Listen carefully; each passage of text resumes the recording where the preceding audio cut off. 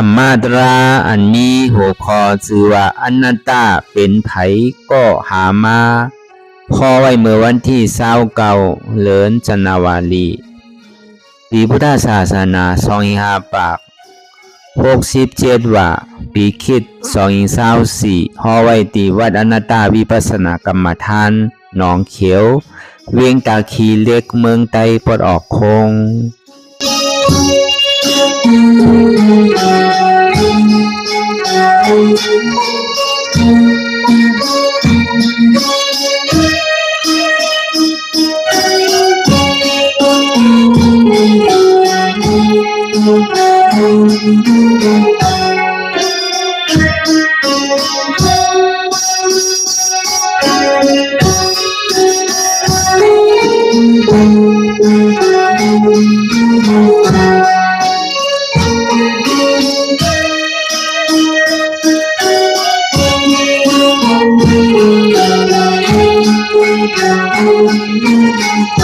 ลายการนั่งอนัตตาวิปัสสนาภาวนาหาหันยอดทำอนัตตาในอันตั้งสุดในก็คือเขานั่งขาไก่กุดขาขวาทับต่างขาซ้ายก็ไรอันนั้นขาซ้ายทับต่างขาขวาก็ไรมือสองคอนต่างจับก็ยาไว้ตัวเขาสื่ออย่าวิเข่งอย่าวิย้อนย่านก็ยาในเฮารับหูเนอเปิดหูยามปิญญารับตาเนอเปิดตายามปิญญายักด้วยติมนอวิญญาณธาตุใจที่อันเท่าหูนั้นอันไรเสียนอันไหนที่มันพูดบอกเกิดขึ้นเป็นมานั้นคือเขาหมอว่างเป็นอนัตตาไรก่อนตั้งเขาไปหันเจ็บไปหันทุกข์ฆ่าไปปองใจเนื้ออนัตตาแต่ก็เคยดีลมเคยใจเขาออกอันตั้งเคยใจเขายาวๆเคยใจออกยาวๆเคยใจเขาดึกๆเคยใจออกดึกๆเข้าเกิดออกตายเข้าเปลี่ยนออกลูกปองเกิดเวียตายไหนแต่ว่าเขาตัวดอกหลายๆในเขามีอย่างตั้งหันซื่อใจอย่างตั้งวนซื่อใจหันสะพอที่มันนำอุปเปิงไรเอาตั้งแต่ที่โกต่อไปกินได้มีอะไรฟองหลานไหนที่ว่าเปลี่ยนเฮามีเฮาเตียนเฮาเปิงพองงำที่สั่งไรนั่นป้นปีป้นเดินป้นวันมาต่อถึงพองยามเมื่อเดียวสิ่งขาข้าวยามมันก็ป้นมากกูวันเอาตั้งแต่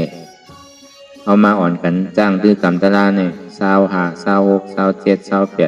29เป็นขึ้นผลหาวป้นมากหาขึ้นหาวันเอาสิ่งขาข้าวยามเนี่ยมันไวน่ะมันตั้นหู้โตก็เบอร์ก็เบอร์นั้นในตั้งหลังป้นมามันก็เย่ากว่าเย่า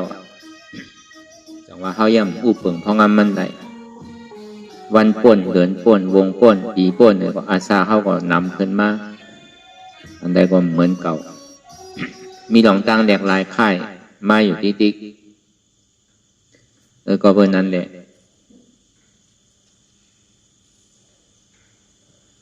มันอู้เปิงพองงำเหนือมันไรเนี่ยตั้งแต่ที่หัวต่อไปตินนั่นเขาเย่าออกก่อมได้ออกย่อมเขาก่อมได้ปองย่อมเวียบก่อมได้เวียบย่อมปองขึ้นในก่อมได้จังหวะอู้เปิงไรมันเป็นอนัตตาก็เพราะนั้นแหละมันมาตั้งหลายสีก็เย่าหยาเรียนเดอยู่ในตัวเลสังเรียนเดอยู่ในใจเลสังเรียนเดอยู่ในเวทนาแลนหนึ่งเลสังเรียนเดอยู่ตั้งนอกตั้งไก่มอกก็คือเลสังในก็คือเขาพอหู้หันตันจอมตีใจมันเรียนเดียวนั้นซ้ำปอกตื้อจันมาอยู่ในปัจจุบันพองยามเดียวเนี่ยเมื่อเขาตึงเหตุการณ์ตะลาตัวใจการตั้งหลังปนมานั่นเขาที่ห้ามกึดมันได้เพื่อกะคือเขาหูหันตันจอมมันนั่นมันเรียนเหลวที่ไรก็เรียนเหลวที่ตัวก็คือหูหันตันจอมตีตัวต่อถึงพอฮัดจุนตัวไรเรียนเหลวตีใจหนึ่งก็พึกวางตีใจใจนั่นก็อุปเปิงไรตัวนั่นก็อุปเปิงไรเวทนานั่นในก็อุปเปิงพองงำเหนือมันไรกูเจอกูลองเนี่ยมันมีการเกิดขึ้นตั้งอยู่เย้าลูกกว่าไปเกิดเย้าตั้งเย้าลูกกว่าเหมือนตาวันนั่นน่ะพูดออกมาทางวันเตงวายวันมากกับไฟตกเกิดขึ้นตั้งอยู่ก็ลูกกว่าโดยเสเกิดขึ้นตั้งอยู่ลูกกว่าเนี่ยมันเป็นสภาวะอนัตตากูเจอกูลองเนี่ยมันมีลองตั้งเกิดขึ้นตั้งอยู่แล้วลูกกว่าจริงๆโซเดียนเมื่อกำเดียว ก็เพื่อมันเป็นที่นั้นในคำขึ้นวันเมื่อไหนในก็เขาซ้ำขึ้นสืบพ่ออันกับตามกันมาเมื่ออันขึ้นเมื่อว่าป่วนมานั้นเขาฮอกับการเลยลองธรรมะเสียจ่าไหว้เสพราเป็นเจ้าเขาไลสัพพัญญูตั้งหยาดเย้าในเกาะสิ่งที่มาฮอตรากับการเลยลองธรรมะเสียจ่าสุดยาวกว่าเมื่อเลิน8 โมงยาวเนี่ยซ้ำขึ้นมาเมื่อเลิน8 ลอง1 คำนั่นพระเป็นเจ้าซ้ำขึ้นมาสืบพ่ออนัตตาลักขณาสุขพระเป็นเจ้ามาฮอในอนัตตาลักขณาสุขในก็เปว่ามันเป็นตลาที่อันลำลองเต้อนัตตาในซ้ำลูกตีไหลมากก็ไหลซ้ำหันไผ่ซ้ำเอามาเฮ็ดถึงเป็นอนัตตาวิปัสสนาล่ะไปได้ย่ำยินดีไหลเนี่ยมังเผามังปอกเนี่ยก็เข้าก็ดีทางพิษไว้นะก็อันผู้อันป่องแจงแรงใสเขาว่ากาปานพองยำมือเดียวเนี่ยในปัจจุบันพองยำมือเดียวกาปานมือเดียวในศาสนามือเดียวเนี่ยก็อันกาหาผู้จักลองอนัตตาเลยเอามาเหตุการณ์ตลาอนัตตาแหละเป็นไผ่เนี่ยเป็นชาสุมาหลวงเฮานั่นน่ะห้องว่าเจ้าปู่ที่วิจิตรธรรมะเตียนเฮาเฮ็ดทางอยู่ถ่ายกว่าพระเป็นเจ้าเฮามีหางแมวไว้3 ตัวนั่นก็บอกว่ามันเจ้าไลสังเวกาตลาดิแมวจึงได้เอาเฮ็ดทางแมวไว้มันมีตีปองมันหนังเก่าลาลีเอามาใส่ใจหนังเก่าก็แปลว่ามันเจ้าเมื่อยังตึกเป็นก้นเฮินอยู่หรืออายุในมีอยู่ทิมบอกกับ78เมื่อมันเจ้าไรสังเวกาตลาเนี่ยปืนมันเจ้าตึกเมื่อมันเป็นก้นเฮินในห้องว่าจะได้สารคัดว่าเพราะมันแม่นคัดตัวที่ก็อันมันคัดเนี่ยมีดีไรบ่เมื่อมันเจ้าตึกเป็นก้นเฮินเนี่ยเป็นพอต่างชื่อว่าจะเลสารคัดนั่นน่ะก็ในอยู่อะไรมันซ้ำมีแมวไว้ตัวหนึ่งว่ะก็ในอยู่แมวใหญ่แมวหลงสมัครครบมันเนี่ยแหละเรียนมาจูมันเนี่ยแหละมาเตียนต่อหน้าต่อตายเอาตาย8 ว่ะเมืองตีตายแน่เลือดไม่ออกเสียงว่าตั้งหูหลังตั้งหูกูเจอนะอันมันมีหูนั่นมันก็โกนาว่าอะโดตายในเป็นตันในตันเดินเนาะอายุอาสาเก่าก็เท่าไม่เอาอ่ะใน78แล้วอ่ะตลาเป็นถือก็ไปหูตัวไหนเนี่ยเป็นฉากกรรมฐานหนังเก่าอ่ะเจ้า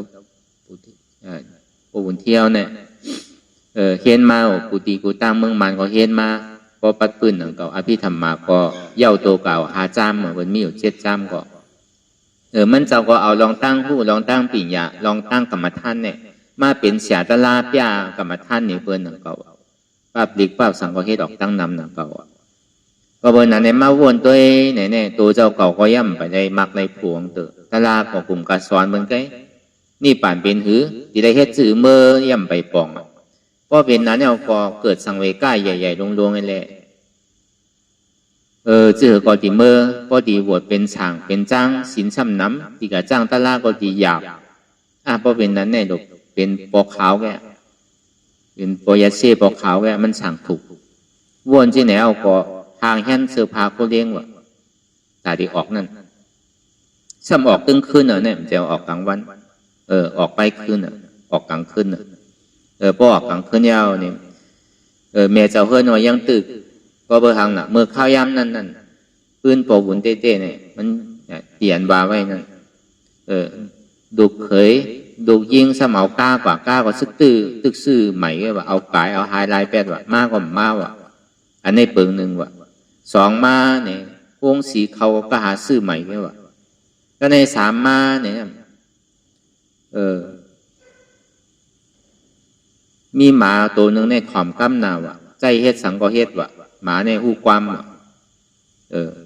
อันนี้ว่ะใจติดเมื่อกพอถึงเกิดสังเวกาตลาเนี่ยก็ลาดกันไว้ว่าก็เป็นเมียเจ้าเฮือนในที่เมื่อตั้งก่อนก็เข้ายามเป็นเข้าตลามาในที่เมื่อนอนวัดที่เมื่อเอาตลา15 วัน20 วันน่ะที่พระธาตุลอยแสงมันอยู่เนจับทางเวียงแหงเนี่ยแต่พอเป็นนั้นมากกว่ามันเยื่อนแล้วอ่ะก็ในถึงมันเอาคู่เอาเลี้ยงไงซ้ำยินเสียงโต๊กไม้เลยเมเจ้าเฮิรนถามมาให้ยังสุติให้ยังเนี่ยเฮ เฮาติเมื่อ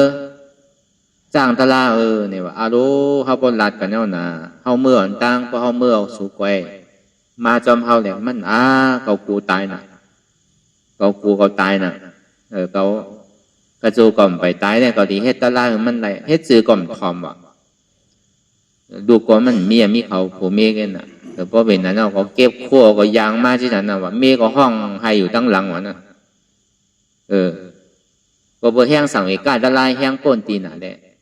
มันเจ้าก็ยางไปมาตีเหนือจากเมืองไทยเหนือจากมันถึงไปขามมาดุกซึกมันหันก่อมตักเสียงว่ะดุกซึกไทยหันก่อมตักเสียงว่ะเป็นเช่นนั้นก็ยางมาดิพระธาตุลอยเสียงนั่นอยู่เหนือจากเวียงแหงลักแดงเป็นเหนือจากลักแดงเหนือจากมันเลยเหนือจากไทยนั่นน่ะเพิ่นก็อาบเหมือนพันว่ะเพราะว่าเป็นที่นั้นเนี่ยก็มาทบหลวงน้องตาเป้เลยจึงที่มาลาดว่าเกาดีมาเฮตลาก่อนมาสั่งไว้เกาดีก็อยู่ในเถินในป่าอธิษฐานไว้ว่าเอาเขามาถุงนึงแหละที่กินว่าในหนึ่งตาว่ะที่ช่อกินที่นี่ป้อมไรตลาเนี่ยขามกินอ่ะว่ะเขาก็กำเนิดสุดมาในที่สุกน้ำไม่กินแก่ว่ะ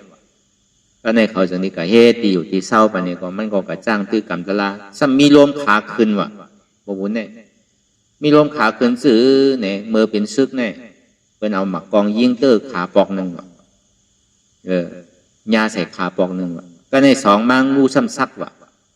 สองว่ะก็ในสามมาตายซ้ำโตว่ะก็เบอร์นั้นเนี่ยมันมาเตอร์ที่ขาร้อนๆเลยว่ามาหานางตลาหึง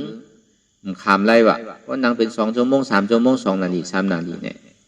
ลมอันขาขึ้นเนี่ยขึ้นดีกว่าลมสารลมขึ้นนั่นมันก็นางมันก็เฮ็ดเนี่ยรับน้อยใน10 วันปลายว่ะเฮ็ดตลาดเนี่ยเพราะว่านางมา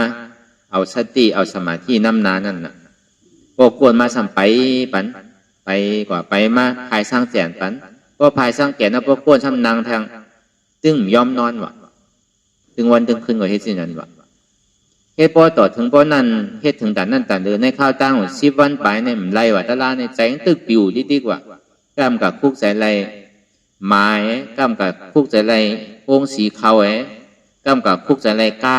ใหม่ๆตึกซื่ออันเป็นลูกเคยเอาเมื่อนั้นเฮ็ดจีแนวดีกว่าก็ในของมันก็จะนี่ลงไม้เลยเป็นน้ำหมูน้ำตานี่เลยอาโลตลาเนี่ยเขาเฮ็ดพอแต่ในตันเดือป้อมยอมรับยอมนอนในข้าวตั้ง10 วันปลายลุมๆเนี่ยเพราะว่ามันเป็นตลาแจดเนี่ยแต่เขาถูกดีทบดีย้ายเอาชื่อก็มั่นใจเนี่ยเขาดีหยาดนำ8 เสียงก่อนมันเจ้าจะนี่มาหยาดนำไม่เลยหยาดนำ8ว่าจุน8หมดว่าอันกรรมฐานเจ้าก็เลยเห็นผู้มานั่น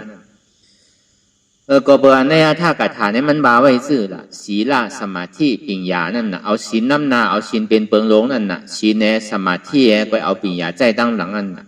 เอาสติสมาธิเหตุการณ์ที่แหลมทบอัตลาเนี่ยป้อมทบเอาอาโรเกาดีจุน8 ก่อนเพราะว่ามันทบก็ทบเอาหยาดนำ8 เสียงก็ในลูกน้องตาเปสันติมาว่าปอเขา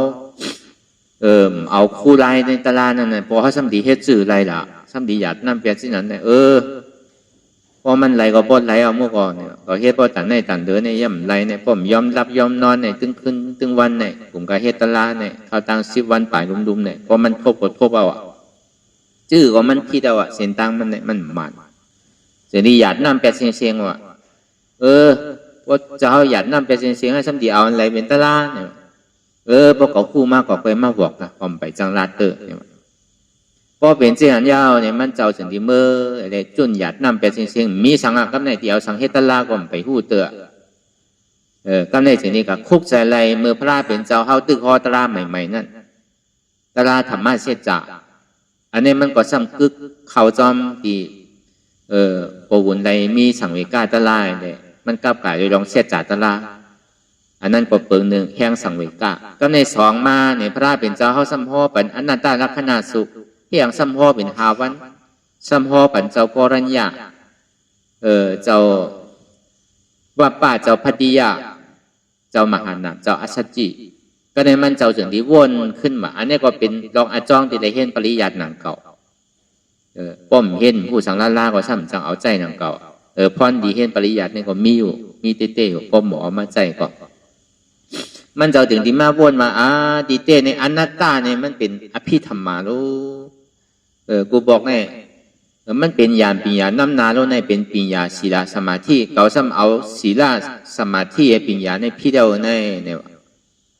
เลยลองสังก็ในธรรมนั้นสมาธิสู้ตันตาวินัยอภิธรรมาเนี่ยดีเต้มันโดดเลยเป็นอภิธรรมาสู้ตันตาวินัยนั่นจะดีมาวนคุกใจอะไรคำสั่งสอนของพุทธะคำพระเป็นเจ้าเลยมันแตกเนื่องตัวจือก็เป็นตลาเนี่ยก็ดีเอาเจ้ากรัญญาเนี่ยเป็นฉาชุมาเขามันเจ้าก็จึงที่มันนั่งอะไรเหมือนคุกใจอะไรพระเป็นเจ้าเฮาเมื่อเดือน6ขึ้น14 คำแลไหว้4 เดือน 6 โมนมาเนี่ยเป็นพุทธะนะมันเจ้าก็นั่งมหาปริญวะพระเป็นเจ้าเนี่ยตั้งอธิษฐานดีๆว่า1นั่งใครหลอกปล่อยมันหลอก2เอ็นใครกาดปล่อยมันขาด3หลุกใครหักปล่อยมันหัก4เนื้อใครเสียงปล่อยมันเสียง5เลือดใครแหงปล่อยมันแหงพวกกล่อมเป็นพุทธะในกล่อมลูกเนี่ยพระเป็นเจ้ามีอธิษฐานที่ไหนวะพวกคนเฮาก็เฮ็ดที่นั่งเก่าวะเพราะว่ามันมานั่งไหนมันไปถึงจมงไปในขานี่ขึ้นที่กว่ายุ่มได้วะเมื่อนั่งเจ้าก็ยามเปลี่ยนมากเพราะว่ามันขึ้นมาเนี่ยป้อมจังไปจังยางเพราะรายการเดือใจเต้อันหนูขึ้นขาว่านั่นหมักกาวดีมันว่านั่นเดือใจเต้เพื่อกับพอเขาเยื่อนป้นใดเนี่ยก็มันก็หายก็หนังต่อมันเป็นอันหยอกเขาเนี่ยมันเป็นย่อกาเขาเมียวหนึ่งอันอยู่ในตัวในใจเขาพอจนพาว่างใดเนี่ยก็หายหนังเก่าเนี่ยก็พอหุ่นเนี่ยพอมันนังเนี่ยเป็นที่ว่าก็เปว่างูก็ซักกายก็ต่อหมากกองก็ย่านั่นเนี่ยย่าเป็น3 เปิงต้นไม้ก็ตกทางพอเป็นที่นั้นยาวเนี่ยมันเจ้าก็ถึงที่มันนังมหาปริญวะกูบอกได้ก่อนนังโยโย่กันนะนังโยโย่ยังเจ็บนั่นน่ะอีวิว่ามหาปริญเตอร์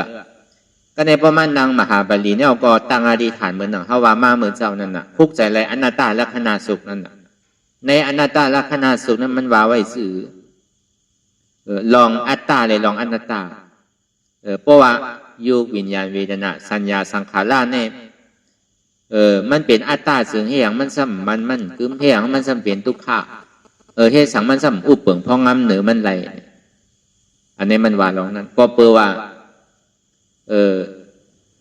ขันธา5 เปิงเนี่ยยุควิญญาณเวทนาสัญญาสังขารเนี่ยก็เปล่าว่า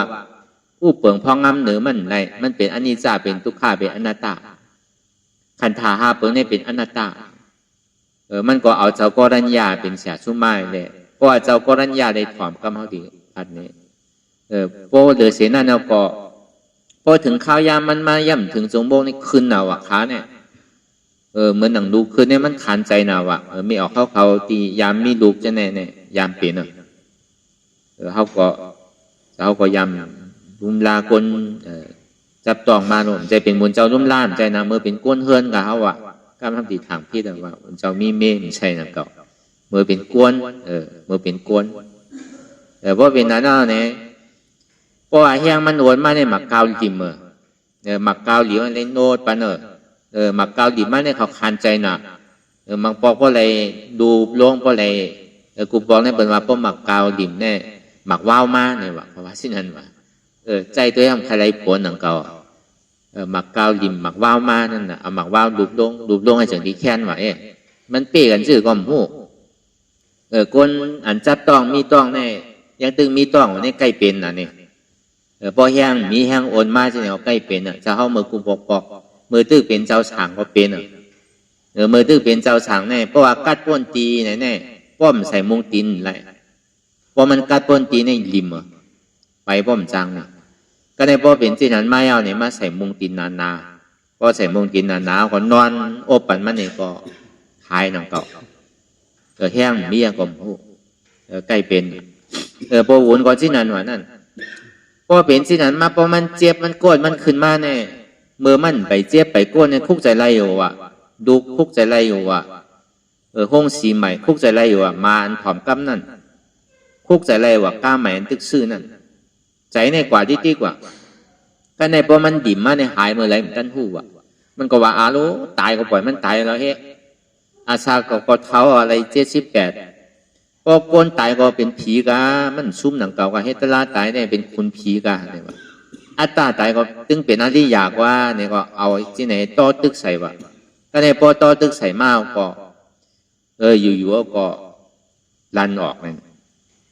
ในข่าวตั้ง2 โมงควาย2 ชั่วโมงก็ลันออกเพราะฉะนั้นก็เย็นใจในหนีมาว่าคำไหน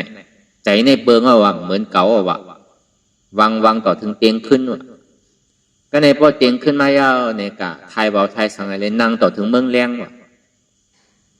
พอดีว่าเต้ปูบุญเท่าเนี่ยไห่กำเดียวเลย3 มากำเดียวปูบุญที่เหมือนปฐมานังป้วนกว่าเย้าเมื่อปฐมายามนั่นได้มากหนึ่งเป็นโซตาปานก็ในพวกกะใจกัดใจเย็นเป่าเว้าเย็นมวนโจมเซนอนรับพวกไก่ภายเว้าภายสังไงก็ซ้ำขึ้นมันนังขึ้นพอมันนังขึ้นแล้วก็พอจำเมืองเลี้ยงมาเนี่ยปิวออกดีโหบะก็ในพวกเมืองเลี้ยงมายาวเนี่ยซ้ำเหมือนหนังผ้าเหมือนหนังผ้าแมบมันจะว่ายังถังว่าเป็นยาห้านตามไปเป็นยาห้านตาเตอตึกไร3 มากแกไร3 มาก3 โผก็เดียวขึ้นเหลียวไงก็ในพอเป็นสิ่งนั้นวายนั้นมาเนี่ยมันเจ้าสิ่งที่มาอะไรที่ทำโวอันที่เจ้ามาเป็นยาห้านตาเนี่ยมาเป็นที่ทำโวอันที่เป็นซอดาปันสกินตากรรมอนากรรมขึ้น1 ไร3 มากเนี่ยเป็นที่พระธาตุลอยแสงมือเหลียวยังตึงมีอยู่เป็นเฮ็ดไว้อยู่เป็นยังมีอยู่ก็การเป็นเฮ็ดไตเหนือมาเตียงมันยาวมีไว้ที่อยู่มันเจ้าอันนี้เขาว่าปืนของปวุนที่เขาอันที่ไรเป็นเจ้าไต้เขาเต้เลยไรทบไรญาตลาเต้เลยแล้วเอามาสั่งสอนปัญหาทั้งหมดทั้งเสียงก็เพราะไรถอมไรยินนั่นน่ะอันก้นหอมันเต้ก็มันคืดปวุนฮีอิดนะพอดีว่าย่ำตันขี้เล็บดินปวุนเหมือนหนังตั้งหูตั้งหันนั่นปวุนในหายขึ้นเดียวไร3 มากก็เดียวนั่นวายมาเยาเนี่ยมันจึงที่ขึ้นสืบเพศทางอะไรเป็นอาราธาโผกว่าที่ทำโวได้กว่าที่ทำโวเป็นยาห้านตากว่าที่นั่นอันไหนฮาวาเจ้าอนัตตาเป็นเจ้าไต้เฮาเจ็ดได้แหละพอเปิดว่นลองอนัตตาลักษณะสุขได้แหละเอามาจ้างตื้อกรรมแหละบอกว่ามันมีไผบอกไผสั่งไผสอนก้อยกาตัวในปริยัติได้แหละเอาเสียเจ้ากรัญญาเป็นเงาเป็นเอาพระเป็นเจ้าสั่งสอนไว้เรียวก็เอาเจ้ากรัญญาเฮ็ดเป็นเสียสุมาเลยมันเจ้าก็ไรตะลากว่าไรตะลากว่าที่นั้นพอดีว่าแต่อันสลาลิบๆเนี่ยมันมีนะสลาในลิกในลายที่อันเจ้าไรเห็นไว้ปริยัตินั่นจึงได้เลยเอามาใจมาวนทัดสังตัวเลยก็เบอหรือเลยเอาปิญญาน้ำนานั่นน่ะปิญญาศีลสมาธิอภิธรรมะสุตันตาวินัยเนี่ยเฮ็ดที่ไหนก็ป่องเสียงแรงใจก็เอาในยุคอะไรตัด8นั่นอันนี้กับกาเลยลองอนัตตาลูกดีไรมาไผซ้ำเอามาไผซ้ำหู้อะไรเอามาสั่งมาสอนเฮาก็บ่ได้ยินดีไรหนังเก่าอนัตตาวิปัสสนาเนี่ยดีไรก็เปิ้นลาด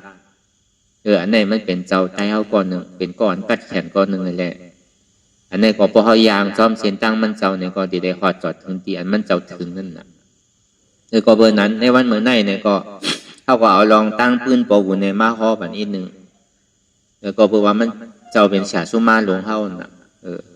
อันเฮาไว้เฮาอ่อนเฮาไรดุไรต้านเฮาไรไว้ไรฉานเนี่ยก็ยังจู้ถึงมันเจ้านั่นน่ะอยู่ไรเฮาเฮ็ดปุ่งหางมันเจ้าไว้เนี่ยมีแมวนั่นก็เบอร์มันเจ้าไรตะลาตีแมวนั่นน่ะจะได้เอาหางแมวอะไรเฮ็ดไว้นั่นแล้วก็บนนั้นแหละในวันเมื่อไหร่เนี่ยก็เฮามาฮอลองอนัตตาลักษณะสุขในเฮาดีฮอดีกวางมันก็บ่อันปืนดีปบุญไล่ทบยามาได้เอามาสั่งมาสอนปันเฮาก้นฮอมันเนี่ยก็ไล่เหยียบยาขี้ตินขี้ผุ่นปบุญอีนึงไอ้แหละต่อแต่แลหมอเอามาดัดมาฮอนี่ก็นั่นก็เฮาว่าตัวเจ้าเก่าก็ต่อแต่ทบมา1 อีก1 เอแหละตัวเจ้าเก่าก็เลยผ่านมาหนังเก่าลองกูกูลองนั่นเนี่ยก็จะดีเอามาบอกมาสั่งมาสอนนี่แหละคือเขาพอเลยยางจอมเสียนตั้งกว่าก็เบื่อมันมีดีกว่าที่มามันกับใจว่าอยู่แหละลาเลียเอามาถุนเฮ็ดได้มันใจกับเขาว่ามันมีดีกว่าที่มาอนัตตาวิปัสสนาอันว่านั้น ก็นั่นพระเป็นเจ้าเฮาจึงนี้มาฮอคำขึ้นเมื่อวันเดือน8ลอง1คำในแหลงเดือน8ลอง1คำในเนี่ยก็เปว่าเมื่อเดือน8ม้วนในเจ้ากรัญญาในเป็นชอถาป่าเนี่ยไปเวียนยาหันตาเตอเป็นวันธรรมะเกิดเจ้าก็ว่าวันสังขารยังไปเกิดเตอถ้าในถึงเมื่อเดือน8ลอง1คำมาเย้าเนี่ยพระเป็นเจ้าเฮาจึงนี้มาฮออนัตตลักขณะสุขพออนัตตลักขณะสุขคือดูป้าขันธาปิทุกขะอนัตตาวิญญาณขันธาปิทุกขะอนัตตาเวทนาขันธาปิทุกขะอนัตตาสัญญาขันธาปิทุกขะอนัตตาสังขารขันธาปิทุกขะอนัตตามันว่ากับการเรียสองเปิงบ่เฮามีลองตั้งหยุ่มพิษไว้ซื่อเนี่ยเฮาหยุ่มย้ำว่าดูป้าขันธานิจจาดูป้าขันธาสุขะดูป้าขันธาอัตตาบอกว่าขันธา5เปิงในเฮาหยุ่มย้ำว่ามันกึมขันธา5เปิงในเฮาหยุ่มย้ำว่าเป็นสุขะขันธา5เปิงในเฮาหยุ่มย้ำว่าเป็นอัตตาเฮาอุปเปิงพองำหรือมันไหลก็ในพระราเป็นเจ้าสำคัญสื่อพ่อว่าสั่งว่าขันธา5เปิงเนี่ยมันกึมในจึงให้อย่างซ้ำมันให้หับตับมันไหลให้อย่างมันซ้ำดีเท่าดีเกะซ้ำดีเป็นย่อกาตั้งเจ็บตั้งหมายให้อย่างให้อย่างไรมันซ้ำดีมีลองตั้งขี่ใจมองใจดีให้อย่างเพราะว่ามันเป็นสุขาเตะให้อย่างมันซ้ำมีลองตั้งอันใจเก่าเศร้าว่ามองอยู่เพราะว่ามันเป็นของเฮาเตะให้อย่างเฮาซ้ำสั่งไรล่ะเนี่ยพระเป็นเจ้าก็ซ้ำขึ้นฮอกับกายเวลองยุบนามขันธา5เปิงเนี่ยดูป้าขันธาอันนี้จ่าดูป้าขันธาทุกขาดูป้าขันธาอนัตตาวิญญาณขันธาอนิจจาวิญญาณขันธาทุกขาวิญญาณขันธาอนัตตาเวทนาขันธาอนิจจาเวทนาขันธาทุกขาเวทนาขันธาอนัตตาสัญญาขันธาอนิจจาสัญญาขันธาทุกขาสัญญาขันธาอนัตตาสังขารขันธาอนิจจาสังขารขันธาทุกขาสังขารขันธาอนัตตาสัพเพสังขาระอนิจจังสัพเพสังขาระทุกขังสัพเพสังขาระอนัตตาบอกว่าที่นั่นว่าอันยุคที่มันมีเฉพาะอันเจ็บแกนต้องตอดเนตรชานที่มันพูดปกเกิดขึ้นที่อันเฮามีลองตั้งหยุ่มพิษไว้ว่าเป็นตัวเฮาเป็นขาเก่าเป็นแอวเก่าเป็นตัวเก่าอันว่านี่มันเป็นสภาวะยุคเนี่ยมันมีลองตั้งสืบเป็นสืบรู้แหลกลายค่ายกว่าย้อนเปว่ามันมีลองตั้งสืบเป็นสืบรู้แหลกลายค่ายกว่าเลยจงว่ามันอู้เปิงพองำเหนือมันไหลยุครูป้าขันธาอนัตตามันเป็นสภาวะอยู่ใกล้มันมีลองตั้งสืบเป็นสืบรู้มันเป็นสภาวะของอนัตตาอู้เปิงพองำเหนือมันไหลบอกว่ามันใจตัวเฮานั่นตั้งแต่จี้โอต่อไปตินนั่นมันใจขาเฮาใจตัวเฮาพอพระเป็นเจ้าเขากับกายลองดูป้าขันธาอนัตตานะดูป้าขันธาทุกขาดูป้าขันธาอนัตตาก็เปิดเขามีอยู่กันแหละมันยุคนั้นมันกึมย้อนว่ามันกึมในมันเป็นทุกขาย้อนว่าทุกขาในมันอู้เปิงพองำเหนือมันไรเนี่ยเป็นอนัตตาเพราะว่าดูป้าขันธาอนัตตาเพราะเป็นที่นั้นยาวเนี่ยเจ้ากรัญญาเนี่ยคืนกำเหลียววันซ้ำมาเอาตั้งแต่สัตตการมีมากสัตตการมีโพอนาคามีมากอนาคามีโพอราธามากอราธาโพเป็นยาหันตาคำเดียวคืนเป็นยาหันตาอำโลดถึงดีใจเด้อถ้าเป็นเจ้าวากับไก่โดยลองยุกที่เขามาพูดกันเมื่อเดียวเนี่ยมันเจ็บไว้ที่ขาเนี่ยที่ตัวเนี่ยที่เอวเนี่ยเขาก็ดูเลยจุนว่ามันใจขาเขาใจมือเขาใจตัวเขาคือว่ามันถึงตีเลียนเดียวที่ตัวไงบางเผาบางปอนังถึงเป็นถึงเขาเยินกว่ามันซ้ำตีแหลกลายกว่าดีใจก็เบอร์ว่าหยาดเขาเนี่ยมันถึงไรบอกขนาดมันเหมือนหนังเจ้ากรัญญากับเขาว่ามันเหมือนหนังโปวุนกับเขาว่าเขาตีไรคืนอยู่กำปอกำหมากนั่นน่ะเขามาท่าตัวเหมือนหนังโปวุนเขาเนี่ยอายุ78แล้วน่ะจึงมีไรตะลาเนาะกำเฮาซ้ำนี่มาทัดด้วยว่าอะโลอาซาเฮาเก๋เอาว่าไรโยเนี่ยอย่าไปวนเช่นนั้นนะเอาบ่บุญที่เฮาเป็นตัวแตบมันจะต้อง78เนี่ยยังไรตะลาน่ะถึงดี78บอกกับ80 81ถึงได้เป็นยานตา เป็นยังเปลี่ยนไรรู้อายุหมอกขนาดอันเฮาเนี่ยยังตึงถึงหมอกขนาดโย่เฮาก็หลกคัดใจก็ใครใครโทษเกาะเป็นสิ่งนั้นเนี่ยก็เจ้าก็รัญญาเนี่ยเป็นยาฮันตากว่าเจ้าว่าป้าเนี่ยเป็นซอดาปานตกเป็นซอดาปานกว่ามักเข้าใจดีในยุคเนี่ยไปว่าเป็นอริยะขึ้นกว่าตั้งเนื้อตึกเป็นซอดาปานเจ้าพัทยาในซ้ำเป็นรองก็เนี่ยเจ้าเด็กเข้าใจมากเพื่อกรรมไปไรไปไรมากไรโผล่ตึกเป็นรองอริยะอยู่เจ้ามหานามก็ตึกเป็นแกมรองอยู่มันเป็นที่ไหนก็เฮาว่าก็เปิดมันเป็นคอนลำลองเต้ๆเนี่ยแหละเขาเอามาห่อนี่กันก็เปิดว่าดีกว่าที่มาเขาเลยมาอ่อนกันเฮ็ดอันหน้าตาแน่เนี่ยก็คือเขาพอฮู้ดีกว่าที่มามันดุกดีไรมาไผซ้ำหาไผซ้ำหันละซ้ำเอามาเปียเอามาสั่งมาสอนเขาเนี่ยเขาตีไรมีลองตั้งข้อสงสัยเขาตีไรฮู้ไว้ในองค์ในใจแล้วก็เขาตีมีลองตั้งหยุ่มยามไม่แลเฮ็ดจ้างตื้อกรรมกว่าก็เปิดว่ามันมีดีกว่าที่มาเป็นพระเป็นเจ้าข้อไว้ศาสนาศักดิ์ศรีเอาเนี่ยก็มันเป็นเจ้ากรัญญามีศักดิ์ศรีไว้เอานะเป็นศักดิ์ศรีเอาก็เพราะนั้นเนี่ยพระเป็นเจ้าข้อกับกายเวลองข้อกับกวนอยู่นังเก่าแต่ว่าข้ออยู่อันเดียวไว้ก็ได้จากนี้มาดีวิญญาณหน้าขันธาปิทุกขาอนัตตาก็เบิดใส่อันผู้เจ็บผู้แสบผู้ไม่ผู้แก่นั่นผู้เปลืองพองงำเหนือมันไหลจังว่ามันใจเก่าอนัตตาเนาพึกกันกูวันแน่นั่นเนี่ยมันปลาหมดบางปองแน่มันมาดีใจแห้งก็วนเจ็บตัดตีใจมาดีตัวแห้งก็วนเจ็บตัดตีตัวมาดีเจ็บแห้งก็วนเจ็บตัดตีเจ็บมาดีสัญญาแห้งก็วนเจ็บตัดตีสัญญามาดีสังขารแห้งเนี่ยก็วนเจ็บตัดตีสังขารถ้าเป็นเจ้ากับกายโดยวิญญาณหน้าขันธาอนัตตาอันเท่าว่าใจเขาอนัตตามันนั่นย้อนเปิดสังในมันใจเขาก็เปิดว่ามันกึมมันมีดองตั้งวนไตวนเนิมมีเมื่อเย้าเมื่อสุดเมื่อเติกนะฮะว่าอันนี้จ้าวิญญาณหน้าขันธาอันนี้จ้าวิญญาณหน้าขันธาทุกขาย้อนว่ามันนิ่มเศร้าอะไรแล้วมันถึงดีว่าใจในทุกขาน่ะใจอันหู้ในทุกขาขันใจน่ะก็บอกว่าลองตั้งทุกข้าขันใจเตียนห้องข้าไว้อยู่นั่นอู้เปิงพองงำเหนือมันไหลอนัตตาจะเรียกว่าวิญญาณหน้าขันธาอนัตตามันไม่ยาวที่อนัตตาก็ในเวทนาหน้าขันธาอนัตตาเกาเจ็บเกาแสบเกาไม่อยู่ซะแน่เป็นเวทนาหน้าขันธาอนัตตาก็เปิดมันมีลองตั้งเวทนาเรื่องนั้นเนี่ยมันมีลองตั้งสืบเป็นสืบดูแหลกลายไข่แห้งเนี่ยไข่มันต้องหัวไข่แห้งของนี้เตือนนะมันนึงเปิงมันเจ็บเอาเจ็บทางแกนเอาแก้มทางขานใจเอาขานใจแทงเนี่ยมันมีดองตั้งสืบเป็นสืบลูกแต่ในห้องมันเป็นอนิจจาเหมือนมันมีดองตั้งเจ็บแกนต่ออยู่จากนั้นมันขานใจน่ะทุกขาน่ะตรงนี้ว่าเวทนาหน้าขันธา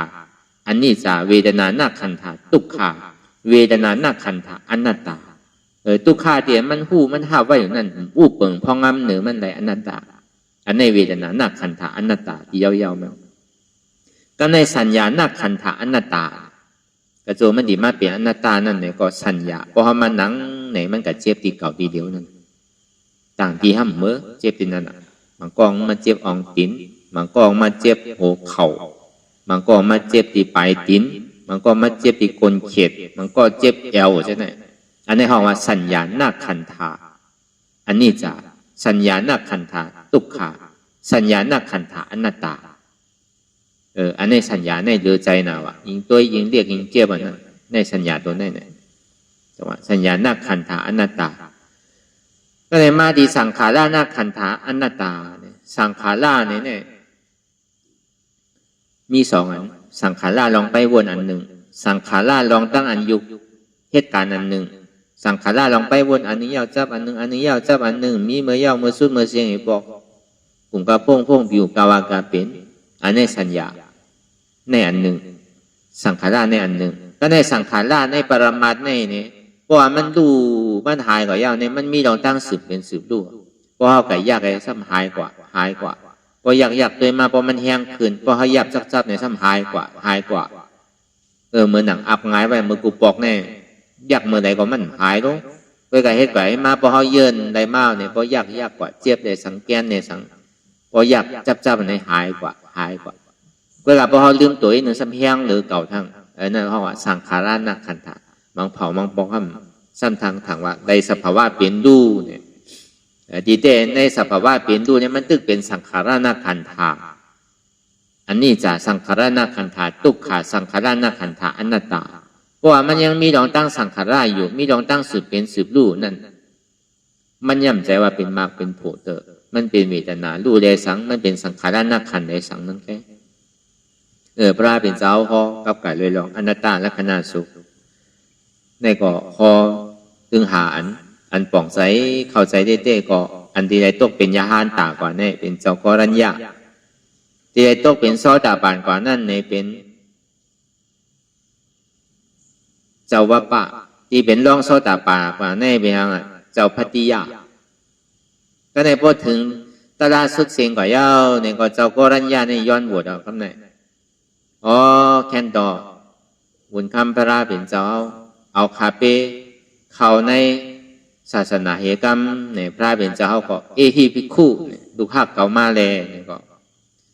อันคนโหตีอันยาวไว้ก็เก่งกว่าหนวดเตียนยาวไว้ก็เก่งกว่าพายาเช่เนี่ยก็เย็นเป็นพาสังขากว่าเมื่อหนังเจ้ามาเทว50 บาทจะนี่ว่าวันสังขารเนี่ยเกิดขึ้นเมื่อเดิน8 รอง 1 คำเป็นวันขวาสังขารนั่นจังว่าวันพระเนี่ยเป็นวันเดือน6 มนวันธรรมวันพระเป็นเจ้าฮอธรรมเสจาเนี่ยเป็นวันเดือน8 มนวันที่เจ้ากรัญญาเข้ามาในศาสนาเป็นเจ้ายาหานอ่อนตั้งสุดเนี่ยเป็นวันเมื่อเดือน8 รอง 1 คำจังว่าวันพระวันตราวันสังขารอันนี้เขาว่ากับกายโดยลองอนัตตาลักขณะสุขอนัตตาวิปัสสนาเนี่ยพอเขาเปิดปังตารางเมื่อไรในเกาะเขาเลยเอามาลาดมาโฮก็เพราะว่ามันหล่ำลองมันมีอโพตานมันลึกคึกเลยหล่ำลองก็เพราะว่าเขาก็ซ้ำอย่างจอมเสียนตั้งอันที่เขาเฮ็ดอยู่มาเดียวมันก็คือจอมอนัตตานั่นก็เพราะว่ามันหล่ำลองในพระเป็นเจ้าเขาห่อหาวันคัดกันเอาตั้งแต่วันเดิน8 รอง 1 คำ 2 คำ 3 คำ 4 คำ 5 คำเพราะว่าข้อหาคำเมาเนี่ยก็เป็นยาห้านตากันหมดคำเดียวเจ้าบรรเจ้าว่ากี่หาเจ้านั่นอันผีเขาสร้างเขาในตีไรตะลาคือก่อมหัวในหลีกในไร่ห้ำมีไว้หนังเก่าซ้ำแต่ไม่มืออันพ่อธรรมะเสียจากอันมือตึกคออนัตตาลักขณะสุขเนี่ยพ่อเลยอ่านด้วยตีไรเพื่อการตีเต้มันมีเยอะก็เพราะว่าเปิ้นปิ่นกว่าปิ่นไม้เลยมันก็เรียกลายกว่ากาบไหลกาบนั่นน่ะก็เบอร์มันเป็นตลาดึกดำคำพีเนี่ยพีเขาสร้างเขาเนี่ยเขาแค่ตีไรตลาไว้พวกเขามาถอมเนี่ยซื้อก็ตึงมาถอมหมดนั่นน่ะซ้ำดีออกม้วนป้วนลอยกันในทางกระหือกล่อมหู้พีได้สร้างเนี่ยก้นเนี่ยก็ตัวแต่เจ้ากรัญญาเป็นยาห้านตาได้เป็นยาห้านตากว่าเจ้าวัปปะห้ามเป็นโซตาปานกว่าเจ้าพัทยาห้ามเป็นรองโซตาปานกว่าเจ้ามหานะห้ามเป็นเกียมรองโซตาปานก็ในเจ้าอัสสจิห้ามเป็นรองเกียมทางที่ไหนก็เข้ามันกึ่งกลางป่องกำเดียวในขันธาหาเปิงในป่องก็เปิงบางก็ป่องยุบบางเจ้าป่องนามบางเจ้าห้ามป่องเวทนาบางเจ้าห้ามป่องสัญญาบางเจ้าห้ามป่องสังขาราในขันธาหาเปิงในมันจะว่าถอดไม่ได้ป่องใจหนังเก่ามันเย้าแต่ยามพยานมันก็เพราะว่ามันมีดองตั้งสุดดองมุงมองไว้สร้างปรมีไว้100,000 กำ100,000 กำผาเจ้าปัญเจ้าว่ากี่หาเจ้าเขาเนี่ยเหมือนหนังเจ้ากรัญญานั่นเนี่ยก็มันเจ้าได้สุดต้องไว้ว่าคือไรตะล่าอันตั้งเปินพอพระเป็นเจ้าเขาปองมาเนี่ยตั้งแต่มันเฮ็ดเขาเป็นเจ้าหน้านั่นน่ะพอถึงขิงเมื่อเขาเขาตึกออกโน้มหมู่เนี่ยก็เอากลับป่าได้กับลูกฉะนั้นมันเป็นหลายขั้นถึงที่มันมากมาเลยสังถึงที่ปาดมาเลยสังถึงที่กองเลยสังถึงที่เอามาใส่ข้าวเย่เลยสังถึงที่เอาออกมากินเลยสังเนี่ยเอาดูต้านบรรพเล่าเงามันติ๊กว่าเพราะว่าเฮ็ดเป็นที่นั่นเนี่ยอ่านโหหลายเหลือนมันมาเอาเนี่ยมันจะนี่ชุดต้องนั่น สุดตองว่าคืออะไรตาลาอ่อนตั้งหรืออ่อนตั้งเปิ้นที่สุดในพระเป็นเจ้าสู่ตั้งนานเนี่ยพระเป็นเจ้าเสือดีมุงด้วยเอาอะไรที่ได้เป็นหมันเนี่ยเสือดีแปดเตกไว้นั่นเจ้ากรัญญาเนี่ยก็มันสุดต้องไว้หนังเก่าจองที่ได้เทิกไรถอมไรย่าเนี่ยไรเป็นยาห้านตาอ่อนตั้งเป็นหมดอันนี้มันมีดีกว่าที่มามันก็เอาว่ะเหมือนนั้นหนังเก่าอันว่าในไม่เหตุการณ์ตะล่างของพ้องยามอยู่เนี่ยที่ได้ว่าเฮาว่าตึงบทตึงเสียงกำเดียวในขันธาหาเปิงเบียอนัตตาเนี่ยเตียนเฮาคือจุนตัวเนี่ยว่ามันเป็นยุคเป็นอนัตตาเนี่ยมันใจตัวเฮายุคนั้นมันเป็นอนัตตาอันคือเฮาจุนใจนั่นเนี่ยก็มันใจเฮามันเป็นอนัตตาอันคือเฮาจุนเจ็บนั่นก็เจ็บนั่นก็มันใจของเฮาอนัตตาอันมันกัดเจ็บไปที่เก่าที่เหลียวในนั่นก็มันก็เป็นเจ็บอ่ะนั่นก็มันเป็นอนัตตาแต่มันมีดองตั้งสืบเป็นสืบรู้เรียกลายค่ายใจพ่งใจปิวกับตั้งในตั้งนาวเนี่ยก็มันอุปเปิงพองำเหนือมันไหลอนัตตามันกลับกลายได้ลองขันธาหาเปิงเสียงเพื่อกาเฮาอยากไว้ปันเช่นนั้นแค่กันอีเตในตึงหาอันเนี่ยเฮาตึงเฮ็ดตึงหาอันกำเดียวที่ได้ปองเสียงแรงใจอันใดเสียก็ดีนั่นน่ะปองยุก็ดีปองวิญญาณก็ดีปองวิญญาณก็ดีปองสัญญาก็ดีปองสังขาราก็ดีบางปองในมันเหรียญเดี่ยวในตัวก็ร่มป้นตัวอีปอกอ่ะใจไปเนื้อย่ำไปทบไปญาติน่ะมันตึกขาดีพูดขาดีขาทุกอย่างน่ะมันย่ำไปป้นเพิ่นหลังคนหนึ่งเตือนน่ะ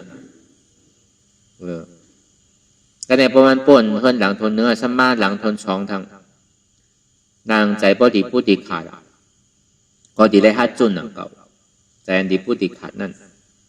อยู่เฮิรนไหลก็หึงพอจุนไหลเฮิรนนั่นแล้วพอหาอยู่ก็ยุ่มจอมมวนมาเนี่ยเหมือนเขามีลูกค้าก็มีเฮิรนหาหลังว่ะอันคันธาหาเปิงเนี่ยก็กว่าเฮิรนหนึ่งเนี่ยอยู่กับอยู่มาป้อมเดี๋ยวมาซับค่ายกว่าทั้งเฮิรนหนึ่งเนี่ยเหมือนเขามีลูกค้าก็ว่ะก็อยู่หึงมาลูกใครท่ามากนะใครป้องมากนะยุ่มเปียวก็แน่เขาดีกว่าหาดูเขาทนซองก่อนกว่าก็แน่กว่าเฮิรนอันใจว่ะป้นเฮิรนอยู่กว่าเฮิรนใจว่ะก็ในพออยู่ใจมันเกิดขึ้นเป็นมากกูเจอกูลองมันจ่อก็แน่เพราะมันจ่อเป็นใครป้องใครท่าใครด่ามาดีได้ค่ายว่าทั้งเฮิรนหนึ่งว่ะเฮิรนเวทนาก็ในอยู่กาอยู่มาเหมือนเก่าซ้ำคล้ายๆเฮิรนเวทนาทั้งซ้ำกับค่ายอยู่ที่เฮิรนสัญญาก็ในอยู่กับอยู่มาลูกหลานใครป้องใครท่ามาเหมือนใจมาเหมือนอกเหมือนใจเจ้าของทำค่ายว่าจังเฮิรนสังขารละเฮ็ดจีแหน่ปั่นกว่าปั่นมาที่กว่าเฮิรนหาหลังเนี่ยก็หึงเป็นหึงมากก็มือหลีก็มีมือห้ายก็มีนั่นน่ะเพราะมันสั่งถูกมากค่ายตีก่อนพวกเขาลืมมาเลยปอกหักขึ้นใครเป็นสิจันใจเขาก็เหมือนนั้นหนังเก่าจังว่าเยื่อหึงมันพอไรกว่าดีอยู่เฮิรนหลังไรก็คือมันพอเย่ากว่าเฮิรนหลังนั่นคือมันพอเย่าตัวกว่าเฮิรนหลังนั่นอยู่เฮิรนอยู่ก็หึงเย่าเฮิรนอยู่กว่าหึงฮัดจุนโตกว่าเพราะมันมีสังหือจุนเย่าเนี่ยก็มันจะที่ส่งมาดีใจก็คือจุนใจมันย่ำเต้นจุนเตอเพราะค่ายอยู่ที่เนี่ยอันเยื่อหยาบขามหยาบเนี่ยย่ำไปหยาบเตอเนี่ยเพราะตั้งค่ายทางเอาเนี่ยมันจังเป็นอาจ้างเช่นนั้นนะในตัวเอาใจเอาเนี่ยมันถึงดีถึงตั้งถึงตุกค่ายเต้เขาบอกค่ายดีทั้งนั้นมันเป็นสิ่งนั้นนะก็เขาอยู่ที่ไรเศร้าที่ไรก็ไกวไปที่นั้นแต่ก็มันโดนไรเฮื่ย้อนมันอันนี้เขาว่าอติเปะคือมันพอหันหูหันหางอีกหนึ่งมันเหมือนหนังนั้นว่ามันจนเขาเรียนอยู่ในเพื่อนสังขาราเพื่อนขันธาหาเปิ้ลเนี่ยเหมือนนั้นก็เบอร์นั้นในอันคือเขาพอไรหูหันป่องแจงแรงใจกว่าก็บอกว่าอนัตตาเนี่ยมันเป็นอันคอหลำลองเต้มันลุกตีไหลกว่าตีไหลมากตีไหลในเขาก็เลยป่องเอาว่ะพอถึงวันเมื่อปลุกมากเนี่ยก็เขาก็ขึ้นสืบพอกับการเลยลองอนัตตาลักขณาสุขในคอตอนทงสองกว่าเพื่อกะที่ขึ้นสืบพอคือมันพอเย่ากว่าขึ้นไหลขึ้นนั่น คือมันพอลึกล้ำกว่าเนี่ยก็คือเขาของแสงแรงใส่เลยต้องในวันเหมือนในเนี่ยก็ต้องกับเรื่องยุกเรื่องโตที่มันพูดบอกขึ้นเป็นมามันเจ็บขาเจ็บมือเจ็บตัวก็คือจุนอะไรนั่นน่ะมันมีโหมมีขามมีมือมีโตเมื่อเขาว่ามาเมื่อเจ้านั่นน่ะเขาย่ำถึงขนาดโน้ขาพอขึ้นมาแหละเป็นเกี่ยวมาฉะนั้นหนูขึ้นขาว่าเป็นเกี่ยวว่าฉะนั้นมันดีทุกข้าก็คือละอันจ้าเป็นเนี่ยก็เลยโนดปันนิมีปันน่ะเวลาพอเขาเยินเปิดในเยินถึงบอกขนาดโน้พอเขาเยินกว่านี่ก็เกี่ยวมันหายกว่ามันพืชกว่านี่ก็มีอย่างอ่ะมันที่หายกว่าห้างมันอันเขามีลมขาขึ้นว่ะเกี่ยวขึ้นว่ะหนูขึ้นว่ะใช่ไหมหมักกาวริมว่ะใช่ไหมพอนั่งหึงเนี่ยมันพอกอันเขานั่งในหึงเนี่ยย้อนเบอร์เป็นอันนั่นอ่ะแต่มันนั่งในหึงเนี่ยก็มีว่ะนั่นในพอตัวเป็นตลากว่าที่จิ๊กเป้อกเป้ใจเนี่ยยอมจุนไหลเนี่ยมันติขาดก็ปล่อยมันขาดได้หรอมันติพูดก็ปล่อยมันพูดได้หรอมันกอมจังให้เจือก็กาเลยหายกว่าที่เต้มันขาดพยายามยินดีไรเตอนางตลาเลยเอ็นปอกขาดเนี่ยนางไงดูปอฮักกันวันนั้นนางไงเลือดปอแหงกว่าเนื้อปอเชงกว่ามันเนี่ยพยายามยินดีไรเตพอเขานั่ง1 ชั่วโมง2 ชั่วโมง3 ชั่วโมงกันเนี่ยมันเป็นไรมันตีฮักตีพูดตีขาดนั่นเดือเสียว่าเขากับร่วมกับปินกับตาว5ตกรถตกกา5ตกต้นไม้อันนี้เต็มช่างว่านางตะลาเลยเอ็นขาดว่าดุพักว่าเนื้อปอเชียงว่าเดือดปอแหงว่ามันมีอย่าไปโกก็วันนั้นแหละแนะเอาอย่าปีเขาวนหลีวนยาวเขายามหึงอย่าไปว่าไพ่ป้นตีอย่าไปว่าเทิงป้นตีเตียนเฮาหันเตียนเฮาวนเตียนเฮาวนเตียนเฮาหันนั่นหึงปอเพียงเพียงกันวนต่อถึงเจี๊ยบนั่นปอสุดกว่าวนต่อถึงทุกข้าปอสุดกว่าถ้าต่อถึงอัตตาปอตกพุทขาดกว่าอันใดที่มันพุทบอกเกิดขึ้นเป็นมานั่นคือเฮาปอหมอวนวางแตบตัดเป็นอนัตตาสัพพอไหลไหนสาธุสาธุสาธุ